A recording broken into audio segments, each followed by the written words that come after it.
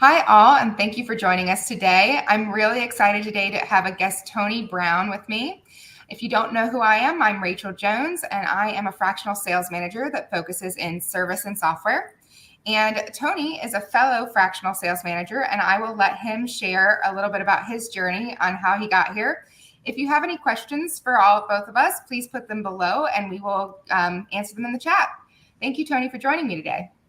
Thanks for having me. Good to see you again. And yes, my name is Tony Brown. I'm with Scale Sales Consulting. We offer sales coaching, sales development, and fractional sales leadership for market research companies. And what inspired you to kind of start Scale Consulting and specifically with market research firms? Sure. Well, going way back, really throughout all of my career, I've been involved in sales in one form or another, from the early days of just sales support, sales, technical sales, and more of an IT background, to then becoming more full-on sales development and prospecting, cold calling, sales development, biz development, account management, to then sales management, and sales leadership. So really, in the last 16 years of my career, I've been focused exclusively in sales in the market research space. And so I've really developed a passion, obviously, for that industry and knowledge of that industry. And the industry's changed quite a bit over the last probably 5 years. So really a lot of my focus really is smaller and medium-sized research firms, because as a lot of things have changed with technology, the influx of technology into our business and into our industry, the way that new tech platforms and startups are kind of coming out of the woodwork. So competition has increased. It's harder for research firms to grow revenue.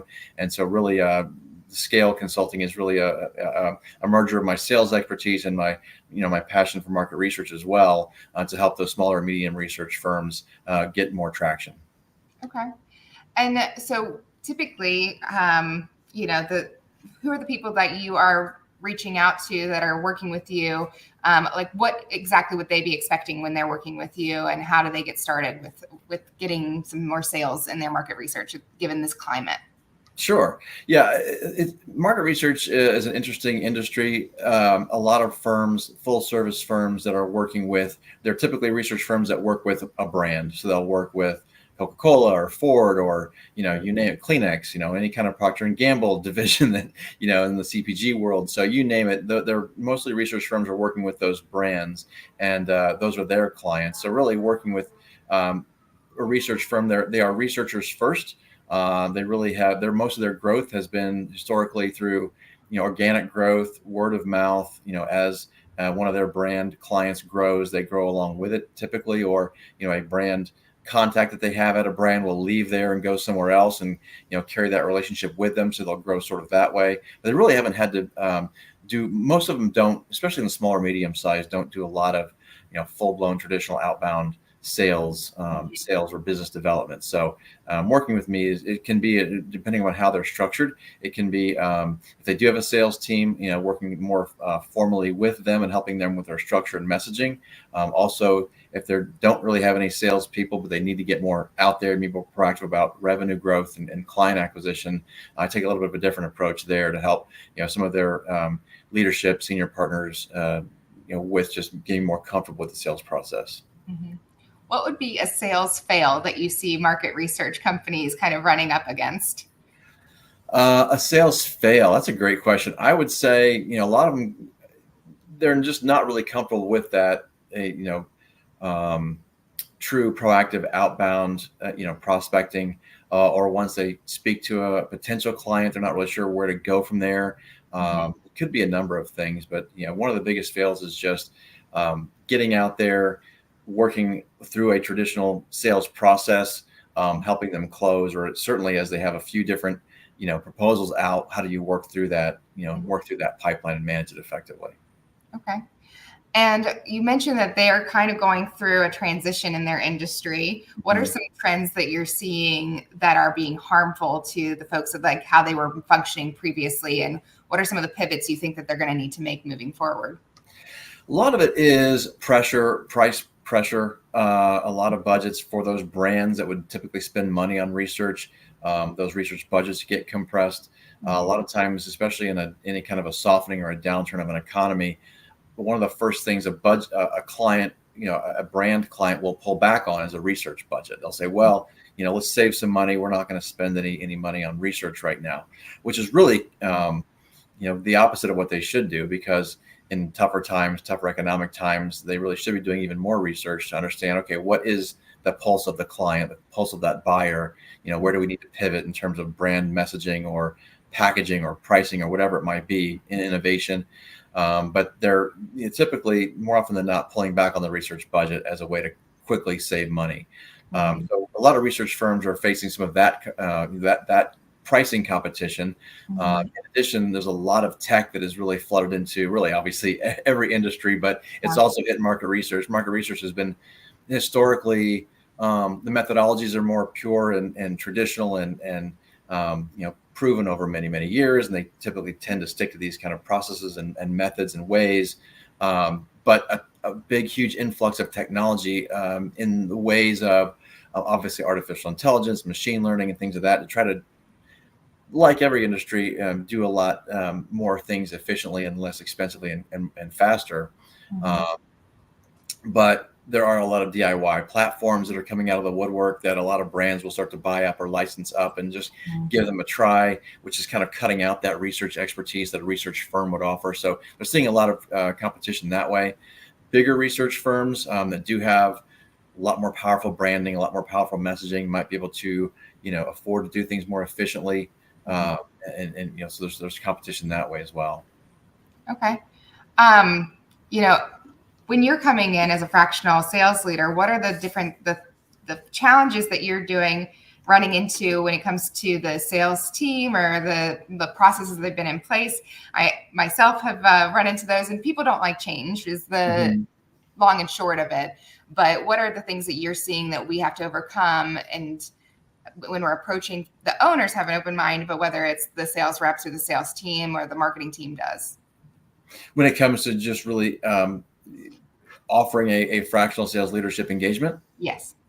Yeah, really, you're right. People don't really like change. Sometimes if a research firm has a few salespeople, but they don't really have strong sales leadership within that, it's difficult for them to justify sometimes, depending upon their size or their budget, a full-blown quote unquote sales manager as an additional headcount. They don't, but the ownership or the senior management doesn't really know how to lead these people from a sales perspective, how to coach them, how to motivate them, how to help them with any kind of obstacles they're running into.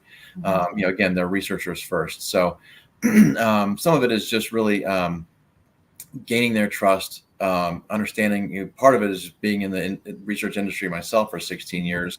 I can really empathize with what they're going through. So a lot of it is just kind of helping to earn their trust, establish that rapport, really being clear. We have to be flexible because every research firm is different. They have, again, different size. They're going after specific different sectors of maybe an industry, or they have different headcount. So it just depends on what their structure that they have and where they're wanting to go. So a lot of it is just and starting off slow, because part of a fractional sales leadership, part of fractional any kind of leadership, whether it be fractional accounting or marketing or human resource, fractional leadership that you would onboard, starting slow, getting to take the time to get to know their business, and then being able to be flexible to work in a way that's going to, fit into their culture, fit into their process, without completely disrupting it right off the bat.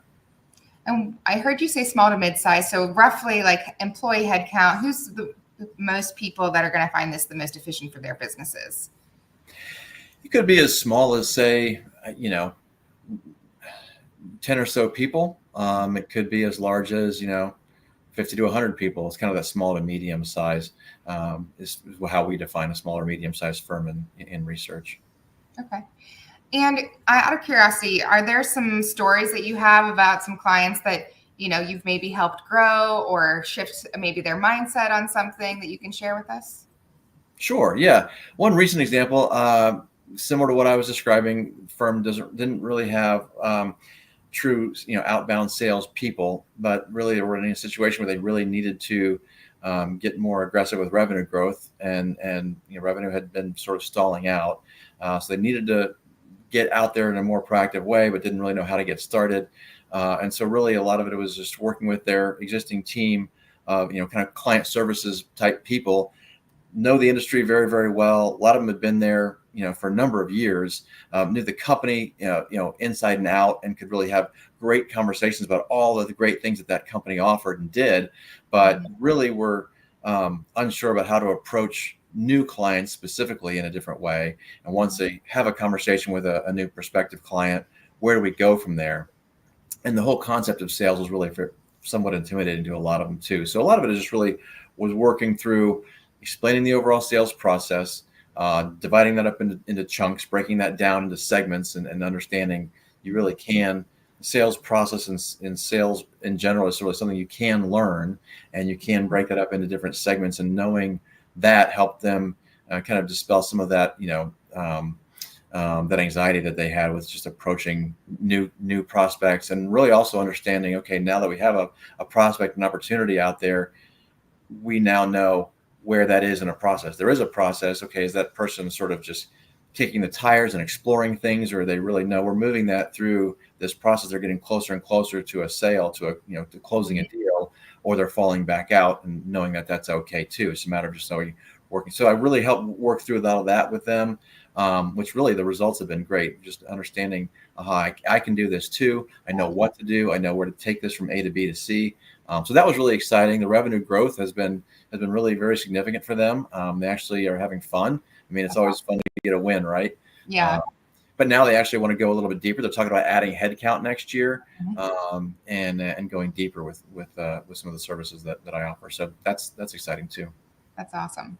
I was just talking to another guest about how sales can be a dirty word for some people, because they assume they're going to have to be pushy, or they're going to have to be, that they're going to be asking people to buy something they don't want to. When reality is, you're solving a problem for somebody else. And they were asking me if you're born with it, or if it's a learned skill. And I think that there are people who are more naturally outgoing, but everything is learned. Even for professional salespeople, we have all fallen on our face. We've all blown a pitch. We've all learned along the way. And so I do think it is a learned opportunity, and a way to shift people's mindset on how they're approaching it, to, instead of being pushy, being somebody who's giving them a solution to a problem that's going to help them.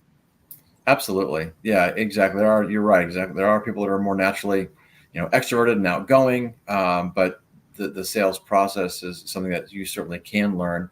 It is teachable, and it is, there are certain, while it's important to be flexible for your client and fitting again within their structure, because speaking with research firms, again, not all of them have, research biz dev people. So they may be really hesitant to hire on 2 or 3 people right off the bat in terms of just doing biz dev. So that's okay. So, it's a matter of, well, okay, let's talk with a senior leadership who's used to, more of growing through networking and things like that, word of mouth, and helping kind of structure things with a more of a warm lead situation. Just having them be more aware of, no, you can go through, a different sales process, and you can, adapt that into your existing organization. Yeah. I also find, and I'm curious if this is your experience, is the minute that a sales rep has a client push back, or a prospect push back on pricing, their initial instinct is to drop the pricing versus build the value and say, what are the things that you're concerned about? I've built the value. Here's the list of all the things that we're going to provide you. What do you want to take off? Because most of the time, if you build the value, people want everything, but they just are trying to come in and cut you on pricing. And that's not always, cheapest is not always the best quality that you're going to get. So how do you see that theme also with sales reps that you're working with? Is the instinct to be immediately like, oh, well, we can give you something else? Yeah, absolutely. And you're right. It comes down to, every time that it becomes a price issue of, well, we like this, we just want it cheaper. A lot of it is making sure your buyer understands the value, and then knowing, your competition, knowing what is it that, that's driving that price conversation for them.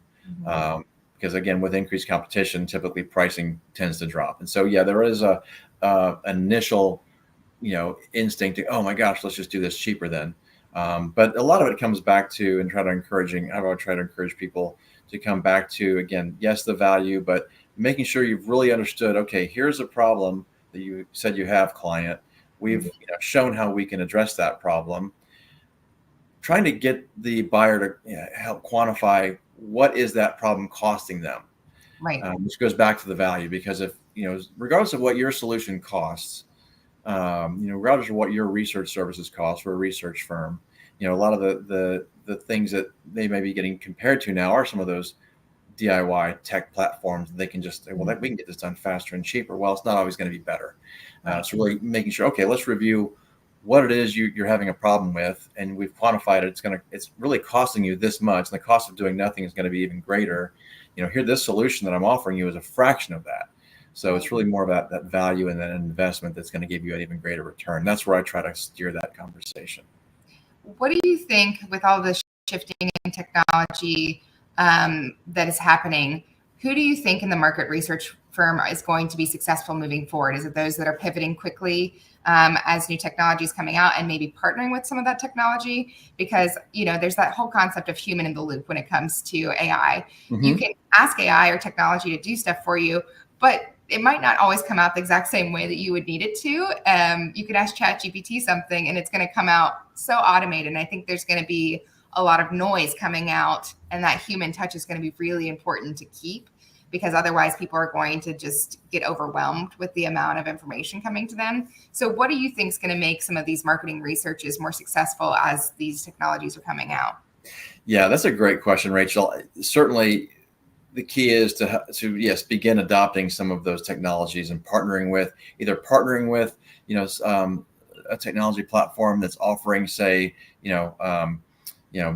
quick data analysis, even on the front end with like data collection, survey writing tools that are out there. There's a lot of good and bad there. Really helping with transcriptive and report writing for, say, qualitative engagements. So there's a lot of those tools. So, but they don't really offer that expertise and that consultative approach that the research firms have always had.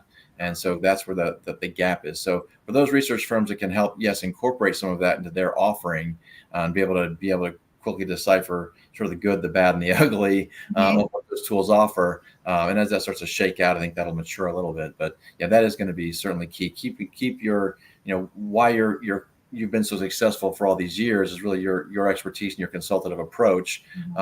Then yes, because I'm not anti-technology, I'm very pro-technology, but you just have to, it's a tool that you have to learn how to use the right way.